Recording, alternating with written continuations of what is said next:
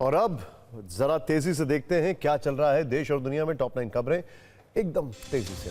Canada की विदेश मंत्री अनीता आनंद ने प्रधानमंत्री नरेंद्र मोदी से मुलाकात की है। दोनों के बीच ट्रेड और टेक्नोलॉजी समेत कई मुद्दों पर सहयोग मजबूत करने को लेकर बातचीत हुई है। इससे पहले एस जयशंकर के साथ उनकी बैठक हुई थी।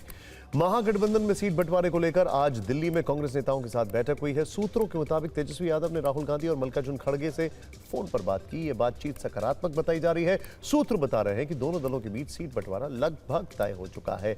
बिहार चुनाव में प्रशांत किशोर की जन स्वराज पार्टी ने 65 उम्मीदवारों की दूसरी लिस्ट जारी कर दी है। इसमें आरक्षित सीटों से 20 उम्मीदवारों का नाम शामिल है, जबकि सामान्य वर्ग की 45 सीटों पर उम्मीदवारों का ऐलान हुआ है। बिहार की 243 सीटों के लिए प्रशांत किशोर ने अब तक 116 उम्मीदवारों के नाम जारी कर दिए हैं। कश्मीर से आर्टिकल 370 हटाने के विरोध के बाद चर्चा में आए पूर्व आईएएस ऑफिसर कन्नन गोपीनाथन आज कांग्रेस में शामिल हो गए। गोपीनाथन को आज सुबह केसी वेणुगोपाल ने पार्टी की सदस्यता दिलाई। कांग्रेस में शामिल होने के बाद पूर्व आईएएस ने कहा, मैंने 2019 में इस्तीफा दे दिया था। उस समय एक बात साफ थी कि सरकार जिस दिशा में देश को ले जाना चाहती है वो सही नहीं है। हरियाणा के आईपीएस अधिकारी वाई पूरन कुमार की आत्महत्या 7 दिन बाद भी अब तक पोस्टमार्टम नहीं हुआ है। उनकी पत्नी आईएएस अमनीत पी कुमार और परिवार ने अंतिम संस्कार और पोस्टमार्टम पर कोई फैसला नहीं लिया है। इस मामले में डीजीपी को हटाने की मांग हो रही है। कल परिवार से मिलने के लिए नेता प्रतिपक्ष राहुल गांधी भी हरियाणा जाने वाले हैं। ऐसी अटकलें हैं कि उससे पहले डीजीपी पर कोई एक्शन हो सकता है। सुप्रीम कोर्ट ने आज वोट चोरी के आरोपों की जांच वाली याचिका पर सुनवाई से इनकार कर दिया। अदालत ने याचिकाकर्ता को यह मामला चुनाव आयोग के सामने उठाने की सलाह दी है। राहुल गांधी लगातार वोट चोरी का मुद्दा जमकर उठा रहे हैं। सुप्रीम कोर्ट ने करूर भगदड़ मामले की जांच सीबीआई को सौंप दी। सीबीआई जांच की निगरानी के लिए सुप्रीम कोर्ट के पूर्व जज अजय रस्तोगी की अध्यक्षता में 3 सदस्यीय समिति गठित करने का भी आदेश दिया गया है।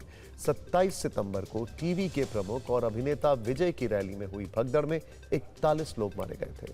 बॉम्बे हाईकोर्ट ने महाराष्ट्र में सड़क पर गड्ढों से होने वाली मौतों पर सख्त रुख दिखाते हुए फैसला दिया है। हाईकोर्ट ने कहा है कि गड्ढों की वजह से हुई मौत के बाद परिजनों को 50,000 से लेकर 2.5 लाख रुपए तक का मुआवजा देना होगा। ये पैसे उन ठेकेदारों के फंड से दिए जाएंगे जिन्होंने सड़कें बनाई थी। जिम्मेदार ठेकेदारों और अधिकारियों के खिलाफ सख्त दंडात्मक कार्रवाई की जाए। जब भी किसी गड्ढे के बारे में पता चले तो उसे 48 घंटे के अंदर भरना होगा, नहीं तो कार्रवाई होगी। कोर्ट ने यह भी कहा कि उचित स्थिति में सही सड़कों का अधिकार संविधान के अनुच्छेद 21 के तहत मौलिक अधिकार का एक हिस्सा है। अमेरिकी राष्ट्रपति डोनाल्ड ट्रंप गाजा शांति सम्मेलन में शामिल होने के लिए मिस्र के शर्म अल शेख शहर पहुंच गए हैं।